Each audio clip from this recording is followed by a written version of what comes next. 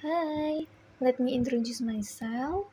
My name is Marukah Putri Ningrum dengan NIM 222111019 dari Prodi Hukum Ekonomi Syariah semester 7.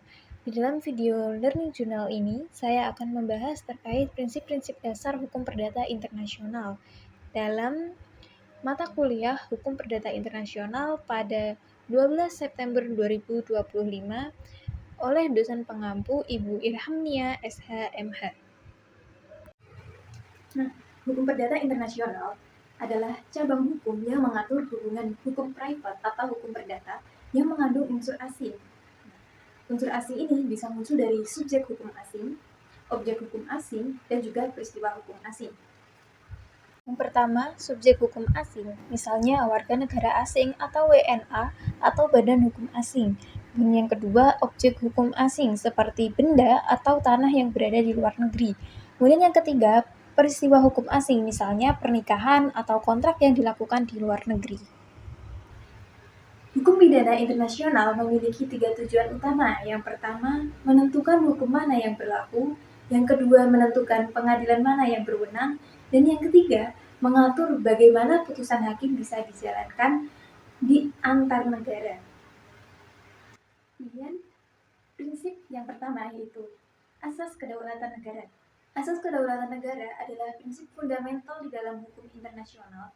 Prinsip ini menegaskan bahwa setiap negara berhak penuh untuk mengatur semua persoalan hukum di wilayahnya tanpa campur tangan negara lain. Artinya, begitu seseorang, baik warga negara maupun orang asing berada di suatu negara, maka ia tunduk pada hukum negara tersebut. Contoh, 2 orang warga negara asing menikah di Indonesia. Walaupun keduanya bukan WNI, pernikahan mereka tetap harus mengikuti aturan hukum perkawinan di Indonesia karena berlangsung di wilayah Indonesia. Kemudian yang kedua adalah prinsip domisili atau prinsip res loci-delicti. Prinsip kedua ini yang berarti hukum tempat terjadinya perbuatan melawan hukum. Dengan kata lain, jika terjadi suatu delik atau perbuatan melanggar hukum, maka hukum yang berlaku adalah hukum di mana perbuatan itu dilakukan. Prinsip ini memberikan kepastian hukum agar tidak terjadi kebingungan antar negara. Nah, contoh, seorang turis asal Prancis yang melakukan pelanggaran lalu lintas di Jakarta, maka hukum yang berlaku adalah hukum lalu lintas Indonesia, bukan hukum Prancis, karena pelanggaran tersebut terjadi di wilayah Indonesia. Contoh lain, jika terjadi sengketa kecelakaan kerja di sebuah pabrik, katakanlah di Malaysia, yang memperkerjakan pekerja Indonesia, maka hukum yang berlaku adalah hukum Malaysia, karena kejadian itu berlangsung di wilayah Malaysia. Dan yang ketiga adalah prinsip pengakuan putusan asing. Prinsip ketiga ini mengatur bagaimana putusan pengadilan dari suatu negara bisa diakui dan dilaksanakan di negara lain. Namun, tidak semua putusan asing itu bisa otomatis berlaku. Ada juga syarat yang harus dipenuhi, misalnya putusan tersebut tidak boleh bertentangan dengan ketertiban umum negara yang diminta mengakuinya. Kemudian yang kedua, harus memiliki prosedur pengesahan atau exequatur di pengadilan negara yang bersangkutan. Contoh, perusahaan Indonesia kalah dalam sengketa bisnis di Singapura. Agar putusan pengadilan Singapura bisa dijalankan di Indonesia, perusahaan tersebut harus menunjukkan permohonan ke pengadilan Indonesia agar putusan asing itu diakui. Jadi, prinsip ini penting untuk mendukung kepastian hukum dalam perdagangan internasional, bisnis lintas negara, dan perlindungan hak warga negara. Ya, tanpa terasa sudah di ujung materi. Nah, mari kita simpulkan, dalam hukum perdata internasional ini ada 3 prinsip yang utama dan yang sangat penting. Pertama, asas kedaulatan negara yang menegaskan bahwa setiap negara berhak penuh untuk mengatur hukum di wilayahnya. Kemudian yang kedua, asas lex loci-delicti yang menentukan bahwa hukum yang berlaku terhadap suatu putusan perbuatan melawan hukum adalah hukum tempat perbuatan itu dilakukan. Kemudian yang ketiga, prinsip pengakuan putusan asing yang memungkinkan putusan pengadilan dari negara lain diakui dan dilaksanakan di dalam negeri dengan syarat tertentu. Nah, dengan memahami ketiga prinsip ini, kita bisa lebih siap untuk menghadapi persoalan hukum di era globalisasi, di mana hubungan antar individu dan juga antar perusahaan yang melintasi batas negara. Dan terima kasih sudah menyimak video pembelajaran ini, semoga bermanfaat dan see you next time.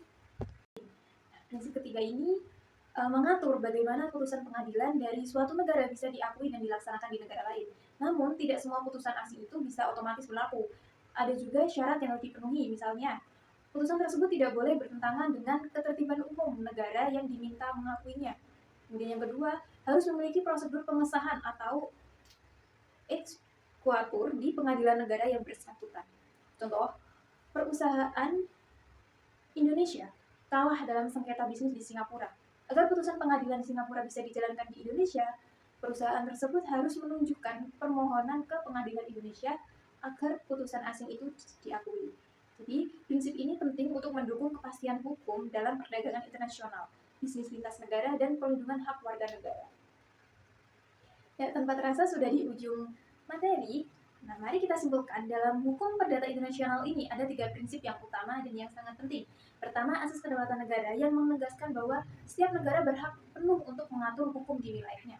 Kemudian yang kedua, asas clause delicti yang menentukan bahwa hukum yang berlaku terhadap suatu putusan perbuatan melawan hukum adalah hukum tempat perbuatan itu dilakukan. Kemudian yang ketiga, prinsip pengakuan putusan asing yang memungkinkan putusan pengadilan dari negara lain diakui dan dilaksanakan di dalam negeri dengan syarat tertentu. Nah, dengan memahami ketiga prinsip ini, kita bisa lebih siap untuk menghadapi persoalan hukum di era globalisasi, di mana hubungan antar individu dan juga antar perusahaan yang melintasi batas negara. Dan terima kasih sudah menyimak video pembelajaran ini, semoga bermanfaat dan see you next time.